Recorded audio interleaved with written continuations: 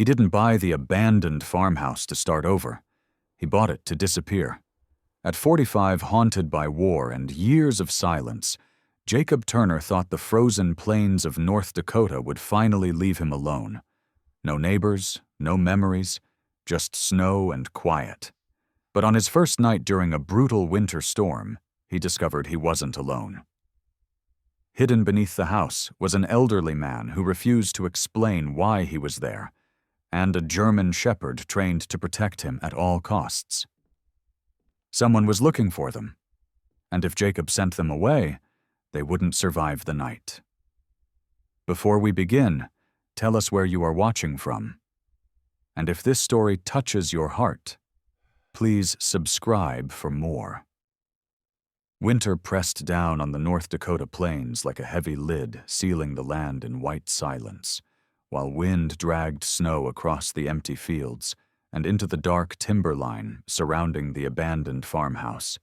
Jacob Turner stepped out of his truck and stood still, listening to nothing, feeling the cold creep through his boots and into his bones, a familiar ache that reminded him he was still here when so many others were not.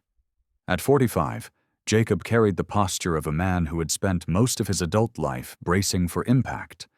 Broad shoulders, slightly hunched forward, jaw tight beneath a rough, untrimmed beard, dusted with gray eyes, sharp but tired, always scanning even when there was nothing to see. He wore the same clothes he always did now, as if uniforms had merely changed shape over the years. A thick, dark brown leather jacket scarred with age, a red and navy flannel shirt beneath it, faded jeans rubbed pale at the knees, heavy leather boots built for cold, and a gray wool scarf wrapped tight against his neck. He had not come here for peace. Peace implied something worth returning to. Jacob had come to vanish. The farmhouse creaked as he pushed the door open, its interior smelling of dust, old wood, and neglect. But to Jacob it felt honest in a way cities never had. Empty places did not ask questions. As night fell and the snowstorm thickened, he moved through the rooms methodically, checking corners, doors, windows, the way his body remembered even when his mind begged to forget. Each gust of wind rattling the walls echoed too closely to distant explosions, and he forced himself to breathe slow and deep, grounding himself in the present, in the cold floor beneath his boots, in the weight of his jacket. It was when he reached the cellar door that something shifted. Not a sound exactly, more a wrongness, a pressure that made the hair on his arms lift. Jacob paused, hand resting on the handle, heart steady but alert, then pulled the door open and descended into the dimness below. The beam of his flashlight cut through shadows to reveal an old man crouched near the far wall, thin and wrapped in layers of mismatched clothing, his frame small but rigid with tension. He was well into his 70s, with a narrow face carved by years of hardship, skin weathered, and pale gray hair thinning and unkempt. But his eyes were startlingly sharp blue and unblinking, fixed on Jacob, with the awareness of someone who had learned never to underestimate a stranger. In front of him stood a German shepherd, large and muscular despite its lean build, black and tan coat, dulled by grime ears, erect body angled protectively. The dog Duke Jacob would later learn moved with disciplined restraint, paws planted head low, a low warning rumble vibrating from his chest, not wild, not fearful, but controlled, as if he understood exactly what he was guarding. Jacob stopped several feet away, hands visible instincts screaming while his mind raced through possibilities. The old man did not speak. The dog did not advance. Snow howled outside, sealing the moment in isolation. "I'm not here to hurt you," Jacob said quietly, his voice rough from disuse, though he knew words often meant little when fear had already taken root. The old man's lips pressed into a thin line, his posture rigid but not broken, a man who had lost much yet refused to surrender the last inch of ground he occupied. Duke's eyes never left Jacob intelligent, and assessing the kind of gaze Jacob had seen in working dogs overseas, animals trained to read danger faster than men. That realization sent a chill through him deeper than the cold. This was no stray. Time stretched thick and uncomfortable, and Jacob became acutely aware of how close he stood to choices he had tried to outrun for years. He could turn away, pretend he never saw them, force them back into the storm, where survival would not be his problem. That was the easier path, the one he had practiced since leaving the service, cutting ties, closing doors, shrinking his world until nothing could reach him. Instead, he stepped back, slowly closing the cellar door, without breaking eye contact with the old man or the dog, sealing them once more into darkness. Upstairs, Jacob leaned against the wall, breath-shallow hands trembling slightly, despite his effort to steady them. He told himself it was temporary, that he only closed the door to think to regain control, but the truth gnawed at him. He had not expected to find life here, and certainly not life that looked back at him with such quiet defiance. Outside, the storm, intensified wind screaming through the trees, snow piling high against the farmhouse walls. Somewhere below, Duke shifted his weight nails, scraping faintly against concrete, and a low growl rose again, a promise rather than a threat. Jacob stared at the door, knowing that whatever he chose next would pull him further from the solitude he had come to claim. He turned away, boots heavy on the floorboards, leaving the question unanswered, while in the darkness below, Duke's warning followed him like a shadow. Snow fell steadily through the gray North Dakota dawn, softening the hard edges of the land, while the farmhouse stood alone, half-buried and unmoving, as if it too had grown tired of resisting the winter.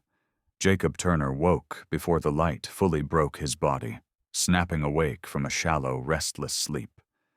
Heart pounding as though he had been running the echo of distant gunfire, still ringing in his ears, even though the only sound was the wind scraping snow against the walls. He sat on the edge of the narrow bed he had dragged into the main room, shoulders tense beneath his worn brown leather jacket, hands flexing slowly until the shaking eased, reminding himself where he was, reminding himself that this place was supposed to be empty. His eyes drifted toward the cellar door, and the memory of the night before returned with unsettling clarity. The old man's sharp gaze, the German shepherd's controlled growl, the way instinct had flared in Jacob's chest, despite his promise to himself that he was done protecting anyone but his own silence. Outside, the storm had not relented, and that fact alone made the decision for him. By mid-morning, the cold was vicious enough that forcing anyone back into it would be a quiet death sentence, and Jacob knew it even if he refused to say it out loud. He moved through the kitchen with stiff efficiency, boiling water on a battered stove, setting aside stale bread and canned soup he had brought with him, then stood for a long moment before opening the cellar door again. The air below was colder and smelled faintly of damp concrete and old oil. Walter Hayes sat where Jacob had left him, back against the wall, shoulders slumped more deeply now, his thin frame wrapped in a heavy coat that looked older than both of them combined. In the daylight, Jacob could see the fine tremor in the old man's hands, the deep lines carved into his narrow face. The pale skin stretched tight over bone signs of a body worn down by years of exposure and loss. Walter's gray hair clung thinly to his scalp, and his beard was patchy, untrimmed, giving him the look of someone who had long since stopped caring how the world saw him. But his eyes were still sharp, still alert, watching Jacob without apology. Duke rose the instant Jacob appeared, muscles tensing beneath his coarse black and tan coat, a large, powerful dog with intelligent dark eyes and a disciplined stance that set him apart from any stray Jacob had ever encountered. The dog's ears were forward body, angled protectively toward Walter, but there was restraint in him too, a sense of training and control that Jacob recognized on a level he wished he did not. "You can stay until the storm breaks," Jacob said, keeping his voice even, setting the food down a few feet away, before stepping back, respecting the space Duke demanded. Walter studied him for a long moment, then nodded once, a small economical movement, the kind made by men who did not waste energy or trust easily. Over the next hours, conversation came in fragments, pauses stretching longer than words. Walter spoke slowly, voice rough, but steady, explaining that he had worked the rail lines for most of his life, long days in brutal weather, proud of honest labor, until the company downsized and then folded, leaving him with nothing but a body already giving out. His wife had died years earlier, his children scattered and distant, and somewhere along the way the house was lost, too claimed by debt and indifference. The years since had blurred together in shelters, camps, abandoned buildings like this one, places where no one asked how you had fallen so far. "Duke," he said quietly, was all he had left. Jacob watched the way Walter's hand rested on the dog's neck when he spoke, fingers curling into the thick fur with unconscious familiarity, the way men touched something they trusted when words were not enough. As the day wore on, Jacob's unease grew. Duke moved with purpose, eyes tracking sounds before they fully formed, positioning himself instinctively between Walter and any perceived threat. When a branch cracked under the weight of snow outside, Duke's head snapped up instantly, muscles coiling, then easing only when Jacob acknowledged the sound. It was the kind of reaction Jacob had seen in dogs trained for combat zones, animals taught to think, to wait, to decide. The realization sat heavy in his chest, stirring memories he had buried under years of silence. That night, exhaustion finally dragged Jacob into sleep, but it was not the rest he needed. The nightmares came fast, and vivid heat and smoke, replacing snow, the sound of helicopters beating the air until his chest felt ready to split. He woke, gasping, hands clawing at the mattress, vision tunneling as panic surged. Before he could ground himself, a solid weight pressed against his side. Duke lay there, close but not intrusive, his body warm, breathing, slow and steady, dark eyes watching Jacob with quiet understanding. The dog did not bark or move away, did not crowd him, simply stayed, anchoring him to the present in a way Jacob had not felt in years. Gradually the panic loosened its grip, replaced by a bone-deep exhaustion and something dangerously close to gratitude. In the dim light, Jacob stared at the ceiling, acutely aware that he had allowed this intrusion, that he had let an old man with nowhere to go and a trained German shepherd with an unreadable past cross the boundary he had built around himself. Walter was growing weaker by the day, that much was clear, and Duke was not just a companion, but a guardian shaped by a life far harsher than wandering the cold. Jacob knew this arrangement could not last yet, as the wind howled outside and Duke remained at his side. He understood with unsettling clarity that the farmhouse was no longer empty, and neither was the silence he had come here to claim. Cold daylight hung low over the frozen fields, as wind swept snow across the dirt road, turning tire tracks into pale scars that led straight toward the farmhouse. Jacob Turner noticed the truck before he heard it, a dull shape moving where nothing had moved for days, and the sight tightened something deep in his chest. He stood near the front window leather jacket, creaking as he shifted his weight, eyes narrowed, posture instinctively alert, every old habit snapping into place, despite his effort to remain a man who no longer reacted. The pickup was dark, older, its paint dulled by years of hard use, and it rolled slowly, deliberately, as if whoever drove it was in no hurry and knew exactly where they were going.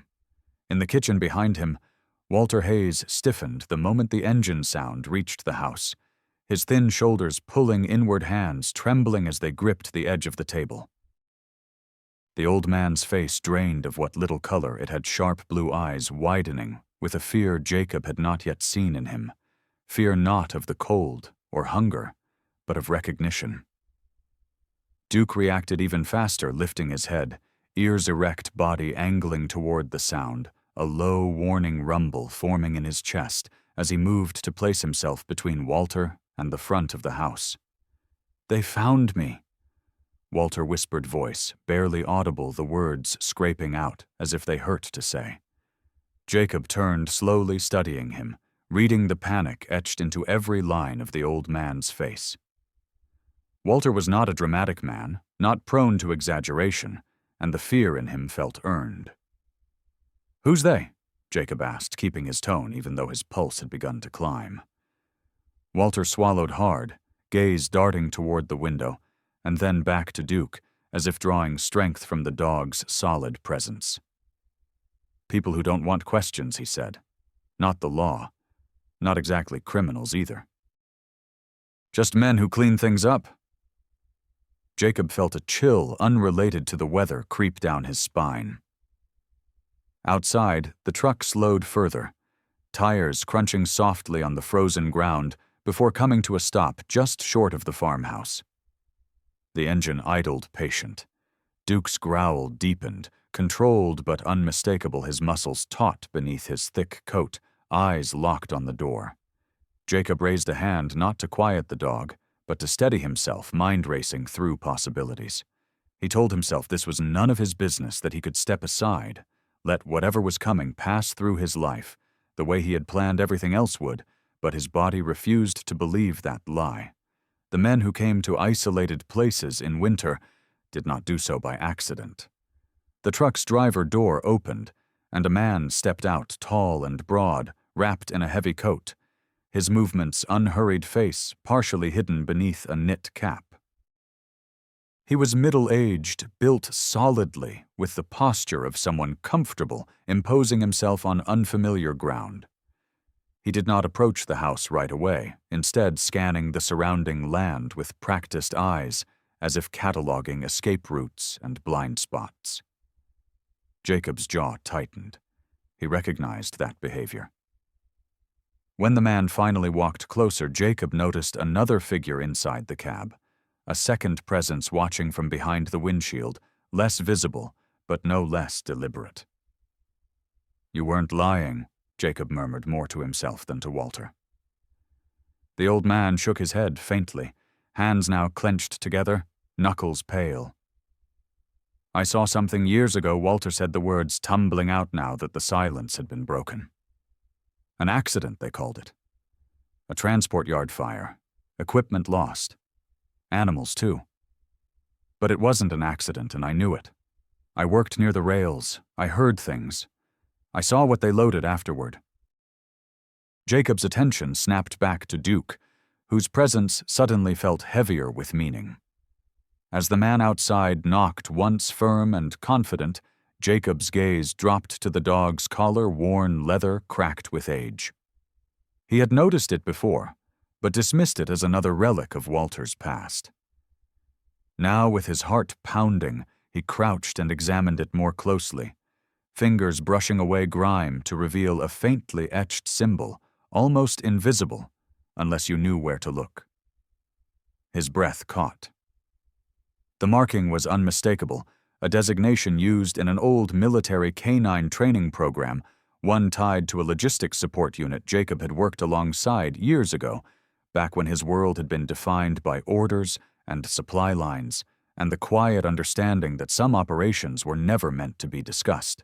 Memories surged unbidden, the smell of fuel and smoke, the controlled chaos of transport yards, dogs trained to detect, to guard, to obey without hesitation. Jacob looked at Duke again, really looked, and saw it all now, the discipline, the restraint, the intelligence sharpened by purpose. This dog had been there, or somewhere close enough that the imprint remained. The knock came again, louder this time. "Sir," a voice called from outside, calm and polite, "we're looking for someone. Mind opening up?" Jacob straightened slowly, every instinct screaming warning. He felt the weight of the past pressing in the realization that he had not stumbled into random company, but into the long shadow of something he had once been part of, whether knowingly or not. Walter's confession hung heavy in the air, unfinished and dangerous, and Duke's growl vibrated through the floorboards like a promise. Jacob took a step toward the door, then stopped, glancing back at Walter, who met his gaze with a plea he did not voice, and at Duke, who stood ready, loyal to a fault. The farmhouse felt suddenly smaller, the silence thicker, charged with history and consequence. Whatever had followed Walter here had also found Jacob dredging up a past he had buried beneath snow and isolation.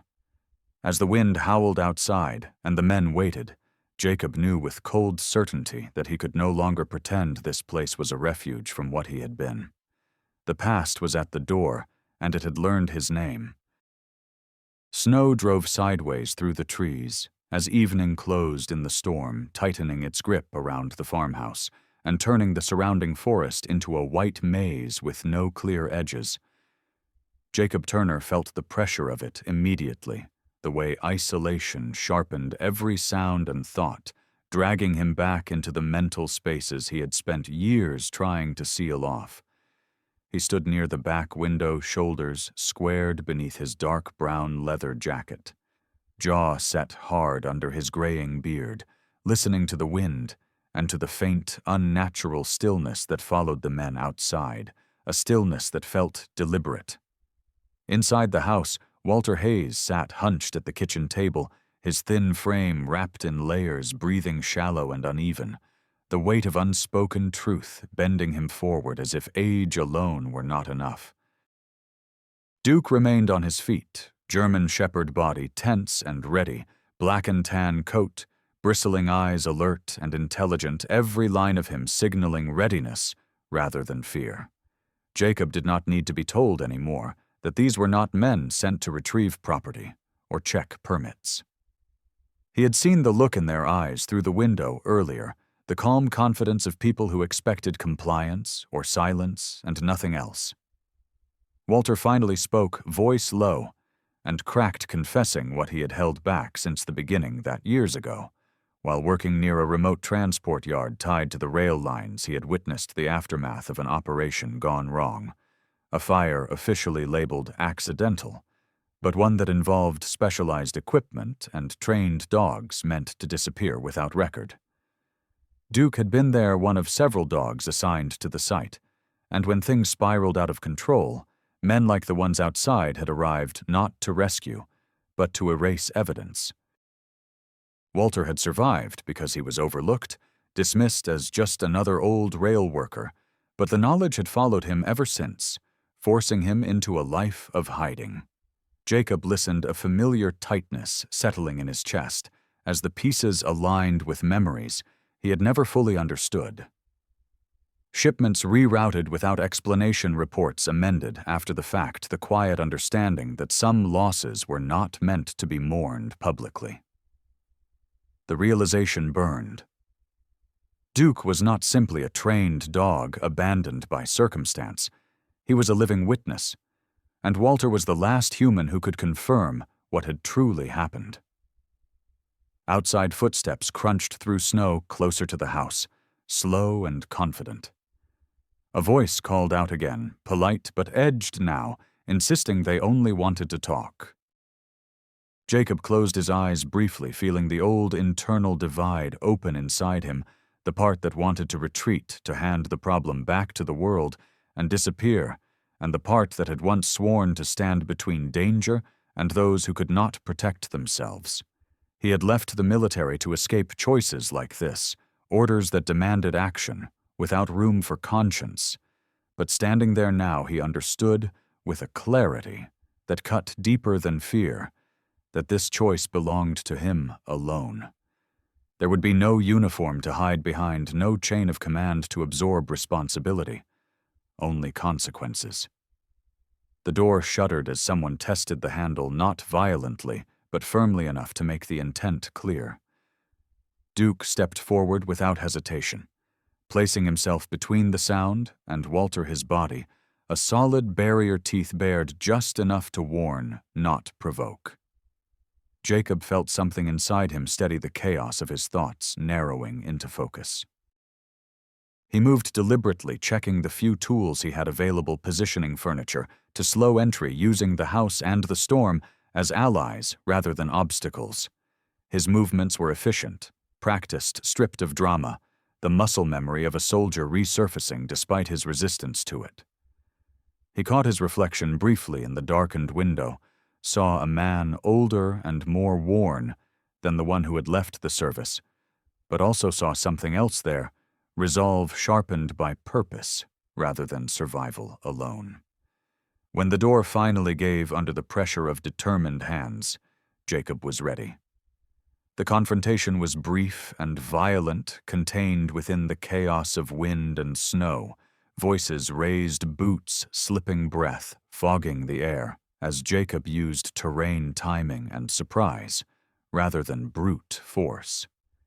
He did not fight with the fury of a man cornered, but with the precision of someone choosing each move, carefully aware that every action would ripple outward.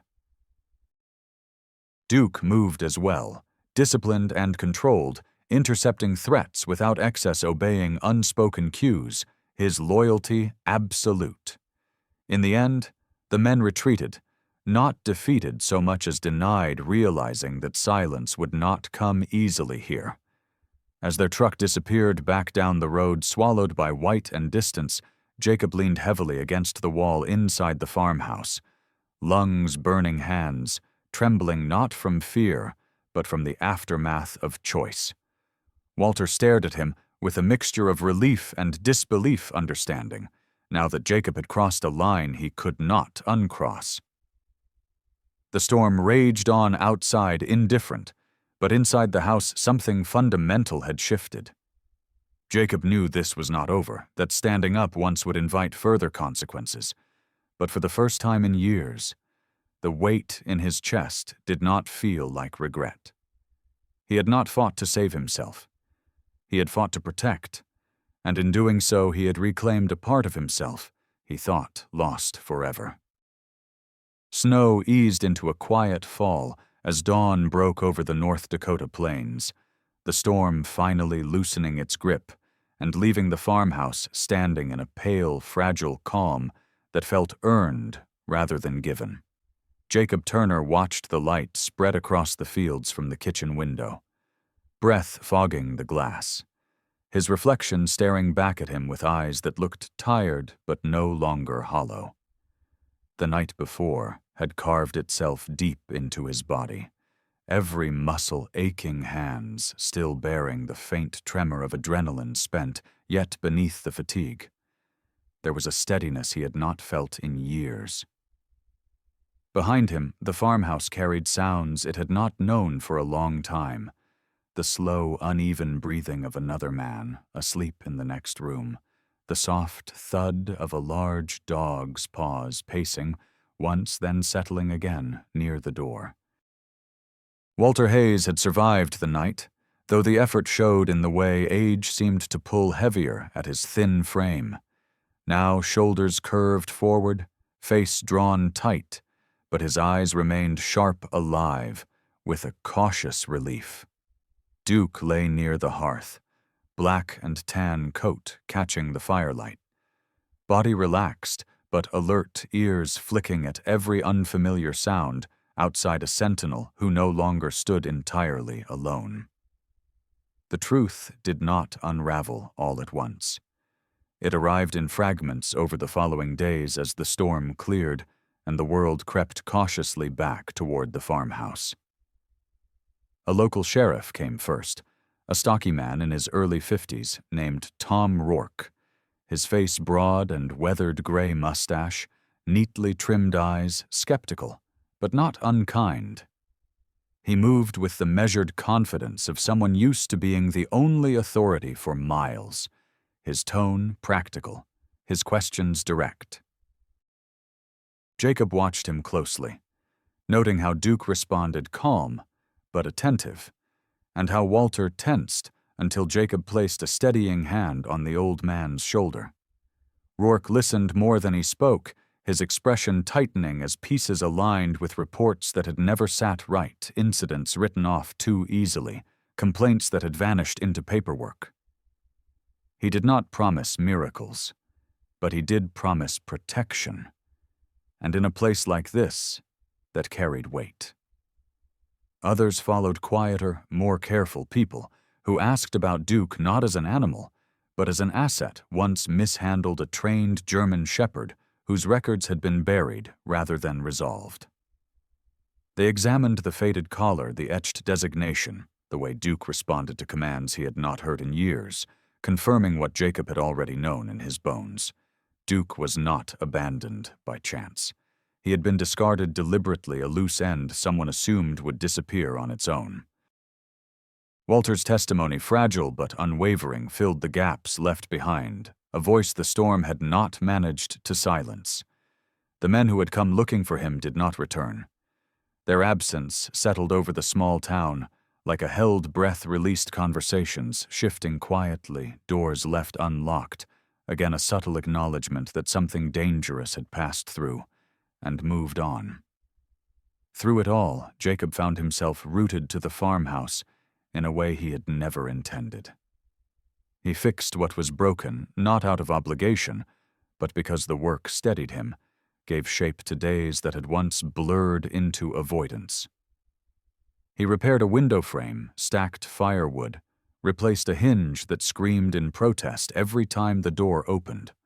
Walter helped when he could, offering advice more than strength. Now his voice rough but wry, a man rediscovering usefulness in small, meaningful ways. Duke patrolled the perimeter at night, his presence a comfort rather than a reminder, footsteps a quiet rhythm that lulled the house into rest. Jacob's nights were still restless. The nightmares did not vanish, and panic still surfaced without warning, but he no longer woke to an empty room.